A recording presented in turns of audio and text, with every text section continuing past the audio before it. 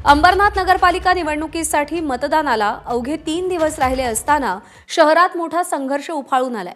भाजपचा पॅनल क्रमांक 4 मधले उमेदवार पवन वाळेकर यांच्या कार्यालयावर अज्ञातांनी गोळीबार केला।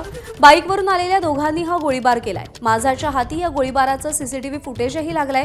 मात्र गोळीबार करणाऱ्यांचं नाव सांगूनही गुन्हा दाखल केला जात नसल्याचा आरोप भाजपचे माजी आमदार नरेंद्र पवार यांनी केला। नरेंद्र पवार, गुलाबराव करंजुळे यांच्यासह कार्यकर्त्यांनी अंबरनाथ पोलीस स्टेशन बाहेर ठिय्या आंदोलन केलंय।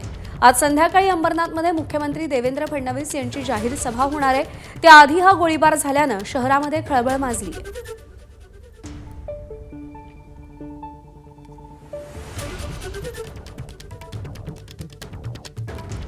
तर या हल्ल्याचं सीसीटीव्ही फुटेज समोर आलेलं आहे। 3 ते 4 राऊंड्स फायर करून गोळीबार करणाऱ्यांनी पळ काढला।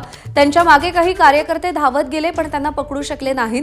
दरम्यान हे दोघं जण कोण आहेत त्यांची नावं पोलिसांना सांगितली तरी देखील गुन्हा दाखल होत नाही असा आरोप माजी आमदार नरेंद्र पवार यांनी केलाय आणि त्यामुळे त्यांनी कार्यकर्त्यांसह अंबरनाथ पोलीस स्टेशन बाहेर ठिय्या आंदोलन केलं। दरम्यान आज मुख्यमंत्री देवेंद्र फडणवीसांची अंबरनाथमध्ये सभा होणार आहे। त्या सभेमध्ये या घटनेचे नेमके काय पडसाद उमटतात, देवेंद्र फडणवीस यावर काही भाष्य करतात का हे पाहणं महत्त्वाचं आहे।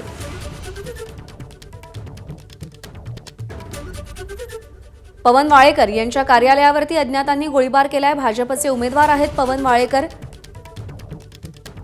आणि त्या हल्ल्याची सीसीटीव्ही दृश्य देखील समोर आलेली आहेत। दुचाकीवरून दोघं जण आले, दोघांनीही हेल्मेट घातलं होतं त्यामुळे त्यांचे चेहरे स्पष्ट दिसत नाहीयेत। 3 ते 4 राऊंड यांनी फायर केले आणि त्यानंतर पळ काढला। स्थानिक स्वराज्य संस्थांच्या निवडणुका सध्या होत आहेत आणि स्थानिक संघर्ष सध्या उफाळून आल्याचं चित्र पाहायला मिळतंय। रात्री 12:30 साडेबाराच्या दरम्यान पवन वाळेकर यांच्या कार्यालयावर भ्याड हल्ला त्या ठिकाणी झाला। 2 व्यक्ती हे त्या ठिकाणी एका टू व्हीलरवर येतात आणि त्या ठिकाणी कार्यालयाच्या आत शिरण्याचा प्रयत्न केला असावा असं त्या ठिकाणी दिसून येतंय।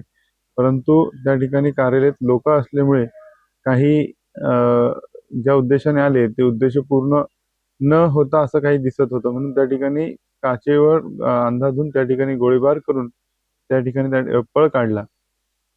एक व्यक्ती त्या ठिकाणी जखमी आहे। त्यामध्ये वाळेकरांच्या माध्यमातून अनेक अर्ज त्या ठिकाणी पोलीस स्टेशनमध्ये होते।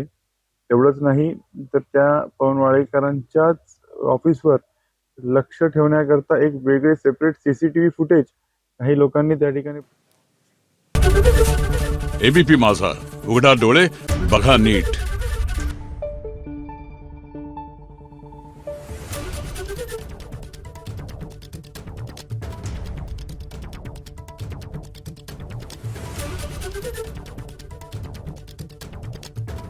Thank you.